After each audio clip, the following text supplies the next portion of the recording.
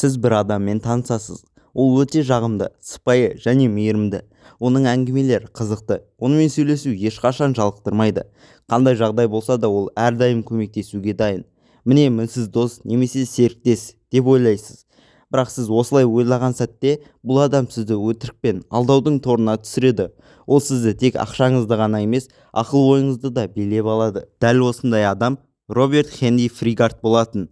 Ол адамдармен танысып, олардың сеніміне кіретін. Содан кейін өзін британдық құпия қызмет Ми-5 агентімін деп таныстырып, мемлекетке шұғыл көмек қажет екенін айтатын. Оқиғаларды шебер басқара отырып, ол адамдарға үкімет үшін жұмыс істеп жатырмын деген ойды сендіретін. Оның құрбандары үйлерін, көліктерін сатып, жақындарын жалған айыптаулармен сотқа беріп, аттарын өзгертуге дейін барған. Фригард өз құрбандарын құлға айналдырып, оларды өзіне жұмыс істеткізетін.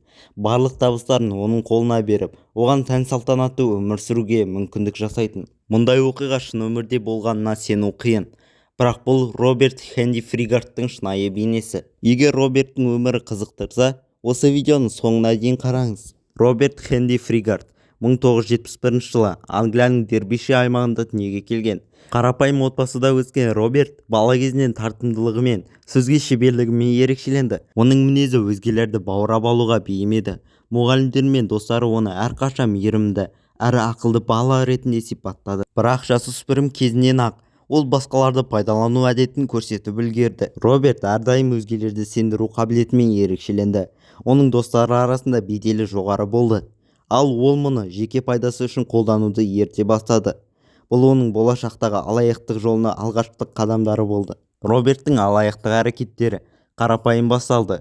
Универде оқып жүрген кезде ол өзін ерекше, беделді адам ретінде көрсетіп, өзгелерді өзіне жақындататын. Ол бармен болып жұмыс істеген уақытта манипуляцияның негізгі әдістерін меңгерді. Ол құрбандарына шынайы және сенімді болып көріну үшін әрдайым фактілерді әдемілеп жеткізетін. Жұмыс орындарында ол адамдардың әңгімелерін тыңдап, олардың әлсіз тұстарын анықтауға машықтанды. Бір күні ол мүлдем ерекше және қауіпті рөлге кірісті. Ол өзін Британиядағы құпия қызметі Ми-5 агенті ретінде таныстыра бастады. Қалай агент болып көрінді? Роберт адамдарды алдау үшін ең алдымен олардың қорқынышын пайдаланды. Ол Британияда террористік ұйымдардың белсенді екенін айтып, бұл ұйымдардың оларды бақылауда ұстайтынына сендірді.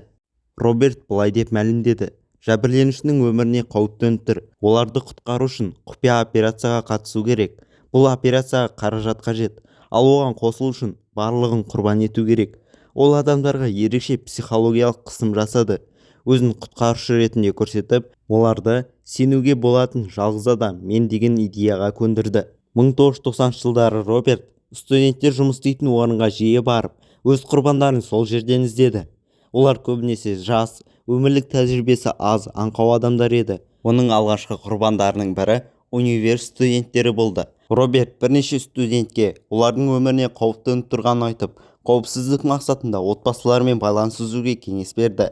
Бұл студенттер оның сөзіне толықтай сенді. Олар оқуын тастап, жұмысқа орналасты және тапқан табысын түгелімен Фригардқа берді. Ол өзін қорғаушы ретінде көрсетіп, олардың әрбір қадамдарын бақылауда ұстады. Роберт өзінің алаяқтық әрекеттерін одан әрі жетілдіріп, бай кәсіпкерлерді және ақшалы адамдарды құрбан етуді бастады. Оның ең үлкен құрбандарының бірі бір отбасы.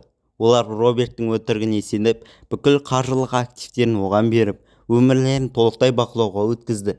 Бір әйел Роберттің ықпалымен өзінің үйін сатып, бар ақшасын оған берді. Ол әйелге сенің өміріңе нақты қауіп төніп тұр деп, оны елден кетуге мәжбүр етті. Әйел бірнеше жыл бойы оны құтқарушысы деп санап, Роберттің айтқандарын бұлжытпай орындады. Ол мені құтқарғысы келгендей көрінді. Мен оның айтқандарына күмәнданған жоқпын, себебі ол бәрін нақты дәлелдермен жеткізді. Роберт Хенри Фригард нағыз манипулятор. Оның құрбандарын арбау әдістері ерекше әрі күрделі, психологиялық тұрғыда өте шебер құрылды. Оның әрекеттерін талдай отырып, мынандай негізгі тактикаларды байқауға болады. Сенім қалыптастыру. Роберт алдымен өз құрбандарымен жақын қарым-қатынас орнатты. Ол әңгіме барысында олардың өміріне, қорқыныштары мен армандарына қызығушылық танытты. Әдетте ол өз құрбандарына көңіл бөлгенде болып, оларға өзінің ең сенімді адам ретінде көрсетті. Мысалы, ол студенттерге: сендер Ми-5 құпия агентін көрмеген шығарсыңдар, бірақ қазір осындай миссияға қосылуға мүмкіндіктерің бар деп оларды қызықтырды. ол өзін британдық үкімет үшін жұмыс істейтін нағыз кәсіби маман ретінде сипаттады. Келесі қадам – қорқыныш тудыру. Роберт құрбандарына олардың өміріне қауіп төніп тұрғанын сендірді. Ол жалған әңгімелері арқылы олардың ақыл-ойына ықпал етті. Террористер сені аңдып жүр. Егер менің көмегімсіз жүрсең, өміріңе қауіп төнеді. Туған-туыстарыңмен байланыссаң, олар да қауіпке ұшырайды. Құрбандар отбасынан ажырап, Робертке толықтай сеніп, өз өмірлерін оның бақылауына берді. Роберт жәбірленушінің өзіне тәуелді етудің бірінші әдісін қолданды. Роберт құрбандарына үлкен сомада қарыз алуды ұсынды. Ол бұл қаражат миссияны орындауға қажет деп сендірді. Жәбірленушілер алған несиелерін оған беріп, өздері қарызға батып қалды. Ол менсіз аман қалмайсың деген ұғымды қалыптастырды. Көптеген адамдар Робертсіз өмір сүре алмайтын сезімде болды. Құрбандарын бақылау үшін Роберт олардың өмірін түбегейлі өзгертті. Ол олардың тұрақты мекен-жайынан кетуге мәжбүр етті. Жұмыстан шығуға немесе оқуды тастап кетуге көндірді. Бұл олардың тәуелділігін арттырып, өз еркімен шешім қабылдау мүмкіндігін жойды. Бір студент әйел оқуын тастап, Робертпен бірге ел аралап жүрді. Ол сен үшін ең қауіпсіз жер менің жанымда деп сендірген. Нәтижесінде ол бірнеше жыл бойы отбасымен байланысын үзіп, Роберттің айтқанын бұлжытпай орындап жүрді. Роберттің құрбандары жылдар бойы бақылауда болғандықтан, олардың психологиялық жағдайы ауыр зардап шекті. Олар өз-өзін бағалауын жоғалтып, өздерін толықтай дәрменсіз сезінді. Роберт оларды отбасынан, достарынан, қоғамнан алшақтатты. Олар өз өмірлері мен болашағынан қорқып, үнемі үрейде жүрді. Көптеген құрбандары менің өмірімді жалғыз құтқаратын адам Роберт деп ойлады. Роберттің алаяқтық схемалары көптеген жылдар бойы еш кедергісіз жұмыс істеп тұрды. Алайда оның манипуляциялары шексіз жалғасқан жоқ. Бірнеше құрбандарына үмітсіздік пен әділетсіздік сезімі күшті әсер етті. Олар полицияға жүгінуге бел буды. 2000 жылдардың басында Роберттің құрбаны болған бір әйелдің достары оның жағдайын түсіп, оны қолдауға шешім қабылдады.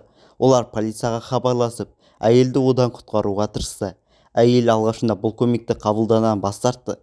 Себебі Роберт оған, егер полицияға барсаң, жағдайың нашарлайды деп қорқытатын болған. Алайда достарының табандылығы оның ойлануына себеп болды. Роберттің әрекеттеріне қарсы алғашқы ресми тергеу 2002 жылы басталды. Британияның полициясы бірнеше адамның шағымдары бойынша іс қозғады. Полиция оның құрбандарының оқиғаларын тыңдап, олардың ұқсастығын анықтады. Барлық дерек Роберттің өзін құпия агент ретінде көрсетіп, қауіп төніп тұрғанын сендіріп айтқан. Полиция Роберттің банк есепшоттарын тексерді. Оның жымқырған қаражаты бірнеше миллион фунт стерлингті құрады. Роберт өте сақ адам еді. Ол ешқандай заңды құжаттар қалдырмай, барлық келісімді ауызша жасаған. Полиция оның әрекеттерін дәлелдеу оңай болған жоқ. 2002 жылы Роберт Фригард полиция тарапынан ұсталды. Полиция оны Лондондағы ең қымбат қонақ үйлердің бірінде ұстады. Ол сол уақытта жаңа құрбандарын арбап жүрген болатын. Роберттің соты Британияда үлкен қоғамдық резонанс тудырды. Сот процесі бірнеше айға созылып, көптеген құрбандары куәгер ретінде өз оқиғаларын баяндады. Бір әйел сотта, Роберт менің бүкіл өмірімді басқарды. Мен оның құлы болдым, ал ол мені өмірдегі ең қымбат нәрселерден айырды деп мәлімдеді. 2005 жылы сот Робертті 21 жылға бас бостандығынан айыру туралы үкім шығарды. Роберт түрмеде 4 жыл отырып, 2009 жылы ерте босап шықты. Оның кейінгі өмірі туралы көптеген мәлімет жоқ, бірақ кейбір деректерге қарағанда, ол алаяқтық әрекеттерін жалғастырған болуы мүмкін. Егер осы видео ұнаса, лайк басып, арнаға жазылып кетіңіз.